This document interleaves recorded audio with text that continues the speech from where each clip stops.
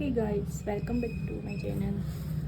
हमारी मैथ्स की सीरीज़ में जो हम चैप्टर कर रहे थे नंबर सिस्टम, उसमें मैंने आपको कुछ ट्रिक्स बता दी थी और मैंने विभाजन का नियम पढ़ रहे थे। हम पहला नियम पढ़ रहे थे नंबर सिस्टम का, पहला पार्ट पढ़ रहे थे हम विभाजन का नियम। उसमें मैंने आपको 2 के विभाजन का नियम और 3 के विभाजन का नियम बता दिया था। 2 के विभाजन के नियम में मैंने क्या बताया कि अंतिम डिजिट 2 से पूर्णतः विभाजित होगी तो उसे 2 के विभाजन का नियम कहेंगे। और 3 के विभाजन के नियम में मैंने क्या बताया कि जो संख्या दे रखी होगी ना, उसका योग अगर 3 से पूर्णतः विभाजित हो रहा होगा तो उसे 3 के विभाजन का नियम करेंगे। 2 के विभाजन का नियम 2 की पूरी फैमिली के लिए बताया था कि अंतिम 2 डिजिट 4 से विभाजित होगी, 4 के विभाजन का नियम हो जाएगा। अगर अंतिम 3 डिजिट 8 से पूर्णतः विभाजित होगी तो 8 से विभाजन का नियम हो जाता है। उसमें से इसे योग अगर 9 से विभाजन का होगा तो 27 से विभाजन का होगा। तो इसमें हमने 3, 9, 27 इनकी पूरी फैमिली के नियम बता दिए। इसमें मैंने 2, 4, 6, 2, 4, 8, 16, 32 इन सब के लिए नियम बता दिए थे मैंने आपको। ठीक है, तो आज हम पढ़ेंगे 4 का विभाजन का नियम। मैंने आपको बता दिया अंतिम 2 डिजिट 4 से पूर्णतः विभाजित, जो कि 2 की फैमिली के अंतर्गत ही आता है। तो आज हम पढ़ेंगे 5 के विभाजन का नियम। 5 के विभाजन का नियम, ठीक है। 5 के विभाजन के नियम में क्या होगा कि अंतिम डिजिट या तो 0 होगी या फिर 5 होगी। अंतिम डिजिट या तो 0 या फिर 5 होगी तो उसे वो 5 के विभाजन का नियम लगेगा। वहाँ पे 5 के विभाजन का नियम लगेगा। जैसे कि लास्ट में या तो 625 होगा, 650 होगा, 610 होगा, 605 होगा। मतलब अंतिम डिजिट या तो 5 होनी चाहिए या 0 होनी चाहिए। तो वहाँ पे 5 के विभाजन का नियम लगेगा। इसमें मैं आपको एक क्वेश्चन देती हूँ, ठीक है। क्वेश्चन ये है कि 4x23 में x के कितने मान संभव है। x के कितने मान संभव है जब ये संख्या पूरी 5 से विभाजित हो रही। तो इसका आंसर बताओ आप मुझे। कर सकते हो इसको कैसे करोगे? तो आपको इसमें लिखना पड़ेगा कि x का कोई भी मान संभव नहीं होगा, क्योंकि यहाँ लास्ट में डिजिट क्या आ रही है 3। और मैंने क्या बताया 5 के विभाजन के नियम में कि अगर 0 और 5 होगा तभी वो डिजिट कैसे विभाजित होगी, 5 से विभाजित होगी। इसलिए डिजिट पूरी 5 से विभाजित हो ही नहीं सकती, तो x का कोई मान संभव है ही नहीं, कोई भी मान नहीं आएगा। इसका आंसर इस तरह से होगा, ठीक है। और ये 5 के विभाजन का नियम केवल 5 के लिए तो होगा नहीं, इसकी पूरी फैमिली के लिए होगा। मतलब 25, 125, 625 सबके लिए होगा। तो इसमें क्या होता है इसकी पूरी फैमिली की, जैसे 5 में मैंने आपको बताया था कि अंतिम डिजिट में क्या होना चाहिए, 0 या 5 होना चाहिए, ठीक है। और 5 स्क्वायर मतलब 25। तो अंतिम 2 डिजिट जो होती है ना, वो 25 से पूर्णतः विभाजित होनी चाहिए। तो वहाँ पे ये होगी, मतलब कि वहाँ पे 25 का नियम लगेगा। 5³ मतलब 125। अंतिम 3 डिजिट 125 से विभाजित होनी चाहिए, वहाँ पे इसका नियम लगेगा, ठीक है। और 5 स्क्वायर 4, 625। अंतिम 4 डिजिट जो होती है ना, वो 625 से विभाजित होना चाहिए, वहाँ पे इसका पूरा नियम लगेगा, ठीक है। यहाँ पे हमारा इस तरह से नियम लग जाएगा, ठीक है।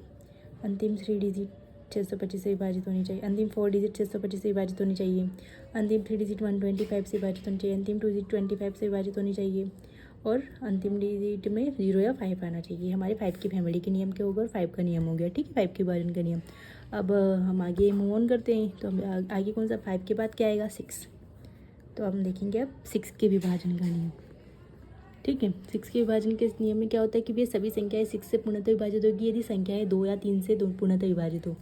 मतलब कि कोई भी डिजिट आपको दे रखी होगी तो उस डिजिट में 6 के विभाजन के नियम क्या होना चाहिए कि वो डिजिट 2 या 3, 2 और 3 या नहीं 2 और 3, 2 और 3 दोनों से पूर्ण विभाजित होनी चाहिए। एक डिजिट केवल 2 से विभाजित हो रहा है और 3 से विभाजित नहीं हो रहा है, तो वहाँ पे नहीं लगेगा इस नियम, ठीक है।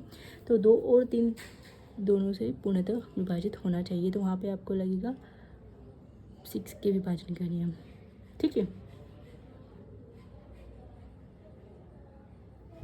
मतलब कि यहाँ पे क्या लगेगा समझिए, यहाँ पे लगेगा कि यहाँ पे 2 के विभाजन का नियम भी लगेगा और 3 के विभाजन का नियम भी लगेगा। जहाँ पे 2 के विभाजन का नियम भी लगेगा, 3 के विभाजन का नियम भी लगेगा, वहाँ पे हम देखेंगे कि वहाँ पे ये आएगा, यहाँ पे 6 के विभाजन का नियम ये लगेगा, ठीक है। तो 2 के विभाजन के नियम में हमने पढ़ा था, तो क्या होता है कि लास्ट की डिजिट 2 से विभाजित, जैसे कि मैंने आपको दिया 2, 2, 2। क्या यहाँ पे 6 के विभाजन का नियम लगेगा, तो मैंने आपको दिया 2, 2, 2। लास्ट की डिजिट क्या है 2, तो 2 के विभाजन का नियम यहाँ पे हो रहा है, ठीक है।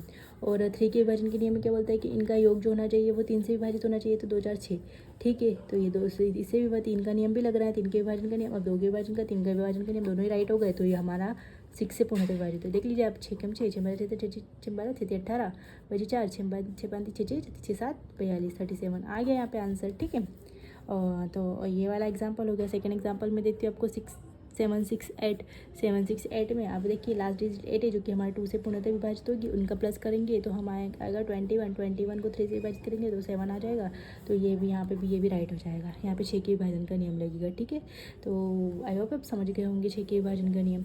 6 के विभाजन के नियम में ऐसा होगा कि वहाँ पे 2 के, वहाँ अगर कोई डिजिट दे रखी है, अगर उसमें 2 के विभाजन का नियम भी लग रहा है, 3 के विभाजन का नियम भी लग रहा है, अगर दोनों नियम वहाँ पे पूरे राइट हो रहे हैं तो वहाँ पे 6 के विभाजन का नियम लगेगा, क्योंकि 6 के से आता है 2 × 3 2 × 6, इसलिए दोनों नियम वहाँ पे लगने चाहिए, तभी वहाँ पे 6 के विभाजन का नियम लगेगा, ठीक है। ये आपको समझ में आ गया। तो 5 के विभाजन का नियम और 6 के विभाजन का नियम आप समझ गए होंगे। अब 7 के विभाजन का नियम मैं आपको करवाती हूँ। थोड़ा 7 के विभाजन का नियम थोड़ा टफ है, तो उसको समझने के लिए आपको थोड़ा ध्यान देना पड़ेगा। देखिए 7 के विभाजन का नियम क्या कहता है, प्रॉपर सुनना है इसको। 7 के विभाजन का नियम थोड़ा टफ है।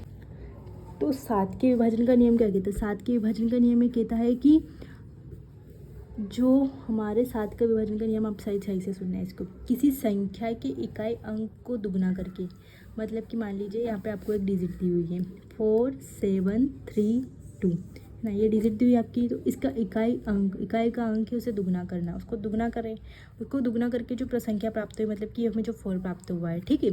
ये 4 प्राप्त होने पर उसको इकाई अंक को छोड़ना, मतलब कि 2 को छोड़ना, और जो आगे वाली संख्या है जैसे कि 3 के नीचे 4 को लिखना, उसमें से इसको माइनस करना। तो हम देखेंगे उधर से जाएंगे तो 13 में से 4 माइनस किया तो 9, और यहाँ पे कितना बचा 6, और यहाँ बचा 4, और मतलब कि उसमें से घटाना है इसको। और ये सब प्रक्रिया तब तक दोहरानी है कि जब तक कि जो आई हुई संख्या होती है ना वो किससे 7 से पूर्णतः विभाजित नहीं हो जाती। अब यहाँ पे इकाई अंक क्या है यहाँ पे, तो 9 को इकाई अंक दुगना करेंगे तो कितना हो जाएगा 18 हो जाएगा। लेकिन हमें क्या करना है, इकाई अंक छोड़ना है यहाँ पे, तो हम 18 को यहाँ लिखेंगे तो कितना बचेगा 28, और 28 कितना हमारे 7 से पूर्णतः विभाजित हो जाता है। तो ये संख्या 7 4 7 3 2 7 से विभाजित होती है, तो ये 7 का नियम होगा। यहाँ पे 7 का नियम होगा, मतलब कि यहाँ पे 28 7 चौक 28 7 चौक 28, तो फिर स्वरूप ये जो है ना ये संख्या यहाँ पे 7 के विभाजन का नियम पूर्णतः लगता है, ठीक है। अब मैं आपको एक और एग्जांपल से बताती हूँ, थोड़ा टफ है, इसको देखना अच्छे से समझना। 7 के विभाजन के नियम का क्या कहता है वो रूल। कोई संख्या दी है, उसके इकाई अंक को दुगना करना है। दुगना करने से जो संख्या प्राप्त होगी ना, जो दुगनी संख्या प्राप्त होगी ना, उसे उस संख्या का इकाई अंक छोड़कर उसकी जो आगे वाली संख्या है उसमें से माइनस करना है। और जो डिजिट आएगी ना उसमें फिर पुनः वो प्रक्रिया फिर से दोहरानी, जब तक कि ऐसी संख्या ना आ जाए कि 7 से पूर्णतः विभाजित हो जाए, या फिर ऐसी कोई छोटी संख्या ना आ जाए कि मतलब उसको फिर से पुनः कुछ कर, मतलब उससे आगे हम दोहरा ही नहीं पाए, तो उसे पता चल जाएगा कि बस वहाँ 7 का नियम नहीं लगता है और वह संख्या 7 से विभाजित है ही नहीं, ठीक है। तो देखते हैं हम, ठीक है। तो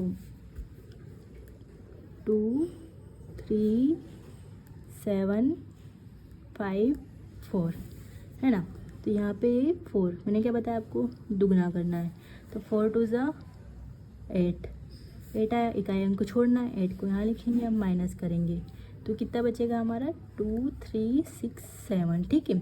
अब यहाँ आया 7 को क्या करना है, दुगना करना है, और क्या करना है, आगे वाले से माइनस करना है, तो कितना बचा हमारा 2 2 2। अब यहाँ 2 बचा, 2 का गया 4 को माइनस करना है, और कितना बचा 18। अब हम ऐसे आगे कुछ करेंगे क्योंकि 8 में 16 तो यहाँ पर आगे माइनस करने के लिए कुछ है नहीं, तो हमारे पास क्या आंसर है 18। क्या 18 7 से डिवाइड होता है, तो नहीं होता है, सॉरी। तो ये वाली संख्या जो होती है ना, यहाँ पर 7 के विभाजन का नियम नहीं लगी, 7 से विभाजित होगी नहीं है संख्या, ठीक है। इसमें अगर आपको संख्या दी होगी वो पूछ लेगा आपसे एग्जाम पर कि क्या 7 से विभाजित होती है, या 5 से विभाजित होती है, 4 से विभाजित होती है, 3 से विभाजित है, 2 से विभाजित, तो आप इन फॉर्मूलों के तहत आसानी से निकाल सकते हैं। लेकिन आप विभाजित करने बैठोगे तो मतलब काफ़ी टाइम लग जाएगा आपको, इसलिए ये 7 से विभाजित होगी, ठीक है। और कुछ पर्टिकुलर क्वेश्चन मतलब कि ट्रिकी क्वेश्चन भी पूछ सकता है एग्जामर, सॉरी। तो मैंने आपको आज बताया 5 के विभाजन का नियम, 6 के विभाजन का नियम, 7 के विभाजन का नियम। 5 के विभाजन का नियम भी ईजी है, 6 के विभाजन का नियम भी ईजी है, और 7 के विभाजन का नियम थोड़ा टफ है, तो एक बार आप देख लीजिए इसे, ठीक है। मैं आपको पूरे से एक्सप्लेन करवा देती हूँ। तो सबसे पहले हमने क्या देखा, हमने कल की क्या पढ़ा था, कल हमने 2 के विभाजन का नियम और 3 के विभाजन का नियम पढ़ा। 2 के विभाजन के नियम में मैंने आपको क्या बताया था कि जिसके इकाई अंक 2 से पूर्णतः विभाजित हो जाता है उसे वहाँ पे 2 के विभाजन का नियम लगेगा। और 2 की पूरी फैमिली के लिए बताया था। 4 के लिए मैंने बताया था कि अगर इकाई के 2 अंक 4 से विभाजित हो रहे तो वहाँ 4 के विभाजन का नियम, 3 अंक 4 से विभाजित हो रहे तो 3 अंक 8 से विभाजित होते वहाँ पे 8 के विभाजन का नियम, 4 अंक 16 से विभाजित हो रहे तो वहाँ 16 के विभाजन का नियम लगेगा, ठीक है। पूरी फैमिली के लिए हो गया। और 3 के विभाजन विभाजन के नियम में काफ़ी इजी बताया था मैंने आपको कि जो संख्या दे रखी है उसको प्लस करके उसे 3 से विभाजित करना, तो वहाँ पे 3 के विभाजन का नियम लग जाएगा। उसी तरह पूरी फैमिली के लिए 9 के विभाजन के लिए भी यही होगा, 27 के विभाजन में भी यही होगा कि उनका योग करने पर अगर वो इन पर्टिकुलर संख्या से विभाजित हो रहा है तो वहाँ पे 9 क्या पे 27 के विभाजन का नियम लग जाएगा। अब 5 के विभाजन के नियम, 5 के विभाजन का नियम में ये होता है कि अंतिम डिजिट या तो 0 होनी चाहिए या फिर 5 होगी, तो वहाँ 5 के विभाजन का नियम लगेगा। ठीक है, तो 5 या 0 हो जाएगी अंतिम डिजिट, तो वहाँ 5 से पूर्ण विभाजन हो जाएगा। अब यहाँ पे एक क्वेश्चन दिया है कि 4x से 2 3 में x के कितने मान संभव है, जो थी वो 5 से विभाजित हो रहा है। तो सबसे पहले तो लास्ट डिजिट देखनी है हमें कि 0 या 5 है क्या, नहीं है, तो ऑब्वियसली x का कोई मान संभव होगा नहीं क्योंकि संख्या 5 से विभाजित हो ही नहीं रही है। और ये पर्टिकुलर नियम 5 के लिए नहीं बल्कि 5 की पूरी फैमिली के लिए होता है। जैसे कि अगर इकाई का अंक 5 से 5 का विभाजित हो गया तो 5 के विभाजन का नियम लगेगा। 25 में इकाई के 2 अंक 25 से विभाजित हो रहे तो वहाँ 25 के विभाजन का नियम लगेगा। इकाई के 3 अंक 125 से विभाजित हो रहे तो 125 के विभाजन का नियम लगेगा। इसी तरह से पूरी 5 की फैमिली के लिए होता है। 6 के विभाजन के नियम में क्या होता है कि यदि कोई संख्या है, अगर उस संख्या में 2 के विभाजन का नियम भी पूरा लग रहा है और 3 के विभाजन का नियम भी पूरा सही लग रहा है तो वहाँ पे 6 के विभाजन का नियम पूरी तरह से सत्य होगा।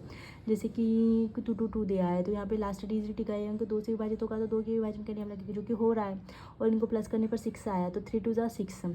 तो इसी तरह से 3 से 3 के विभाजन का नियम भी पूरी तरह से लग रहा है, तो यहाँ यह संख्या 6 के विभाजन के नियम में पूरी तरह से पर्टिकुलर होगी। ठीक है, अब देखते हैं हम 7 के विभाजन का नियम। 7 के विभाजन का नियम थोड़ा टफ है, आप अच्छे से समझना है इसको। देख मैं आपको एक्सप्लेन करती हूँ। ठीक है, इस 7 के विभाजन के नियम में क्या होता है कि इकाई का किसी संख्या में इकाई का अंक जो होता है ना उसको दुगना करेंगे, और दुगना करने पर जो संख्या प्राप्त हुई है ना उसे इकाई अंक, उस संख्या के इकाई अंक को छोड़कर उसके आगे वाली संख्या में से माइनस करेंगे, और जो भी डिजिट आएगी ना तो उसको उस प्रक्रिया को तब तक दोहराएंगे जब तक कि सबसे छोटी डिजिट आकर अगर वो 7 से विभाजित नहीं हो जाती। जैसे कि अब हमने इसको माइनस किया तो हमारे पास 4 6 9 आया, क्योंकि 33 में से 4 माइनस नहीं होगा तो हमने एक हसील दर्द लिया तो यहाँ पे 13 हो गया, 13 में से 4 गया तो 9, और 6 का 6 आ गया और 4 का 4 आ गया। ठीक है, अब हम फिर से प्रक्रिया दोहरानी प्रक्रिया क्या कहती है कि इकाई के अंक को दुगना करने पर जो संख्या प्राप्त होगी वह इकाई अंक छोड़कर उसके आगे वाले डिजिट में से माइनस करनी है। माइनस करेंगे तो यहाँ पे 28 आएंगे जो 7 से पूर्णतः विभाजित हो जाएगी, तो ये संख्या यहाँ पे 7 के विभाजन का नियम लगता है। अब मैं को आपको एक और एग्जांपल बताती हूँ, जैसे कि 2 3 7 5 4।